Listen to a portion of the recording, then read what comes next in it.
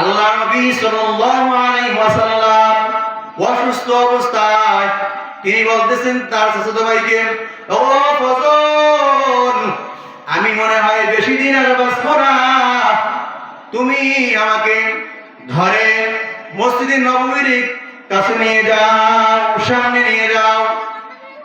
আল্লাহ নবী সাল্লাল্লাহু আলাইহি ওয়াসাল্লামের কথা মতো তার চাচাতো ভাই ফজল এবং অন্য একজন সাহায্যের মাধ্যমে আল্লাহ নবী সাল্লাল্লাহু আলাইহি ওয়াসাল্লামকে মদিনায় নববীর দিকে নিয়ে যাচ্ছেন।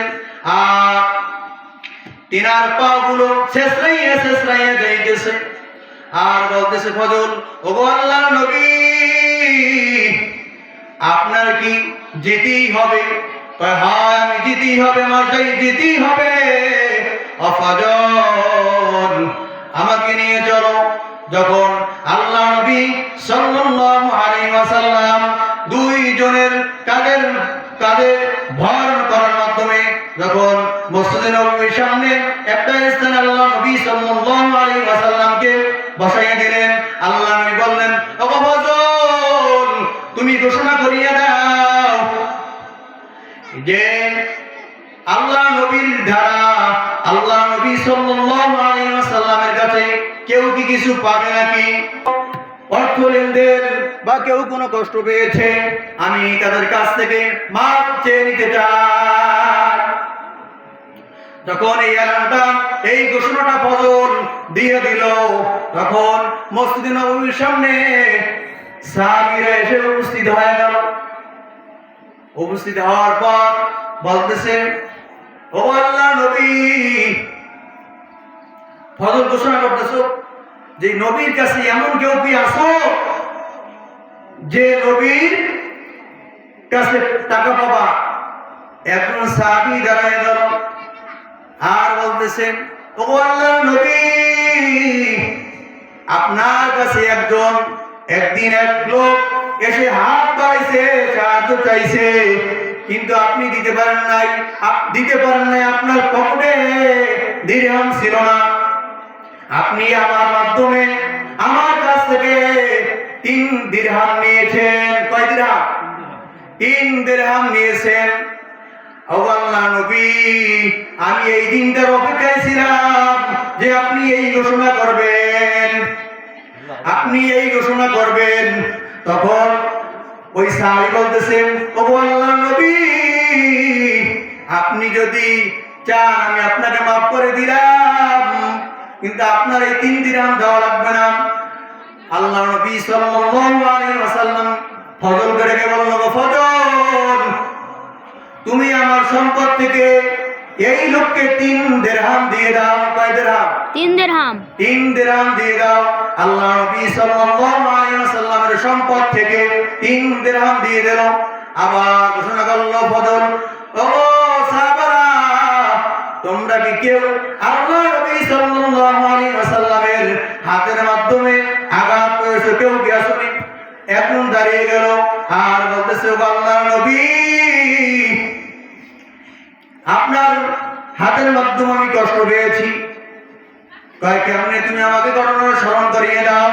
বলতেছে, ও আল্লাহর নবী, আপনি ঘোড়ায় চড়ে কোথায় সওয়ার করতেছেন আর আপনার হাতে চাবুক ছিল, আপনি চাবুকটা ঘুরিয়েছেন আর আমি তখন আমার বাড়ির দরজায়, বাড়ির সামনে আমি উতলা গাইছিলাম উদম ভাবে, তখন আপনার ওই চাবুক আমার পিঠে লাগছে, আমার পিঠে ওই চাবুকের আঘাত লাগছে।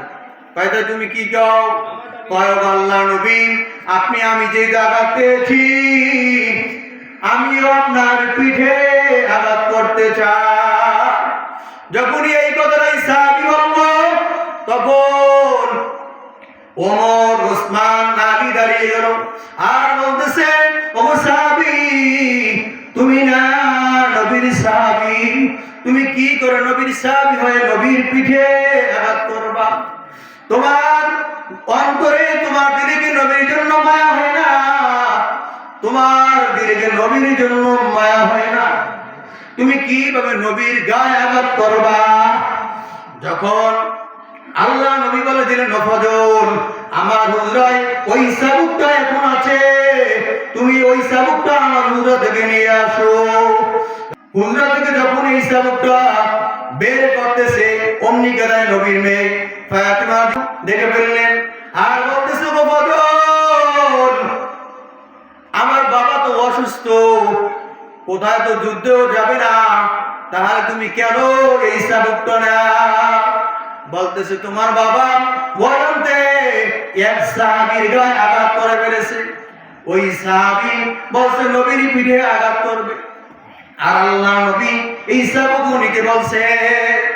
যখন এই কথা ফাতিমা রাদিয়াল্লাহু তাআলা আনহার কাছে বলল, ফাতিমা রাদিয়াল্লাহু তাআলা আনহার চোখ থেকে টপ টপ টপ টপ করে পানি ঝরছে আর বলতেছে, ও হাসান, ও হুসাইন, তোমরা কোথায়, তোমরা কোথায়?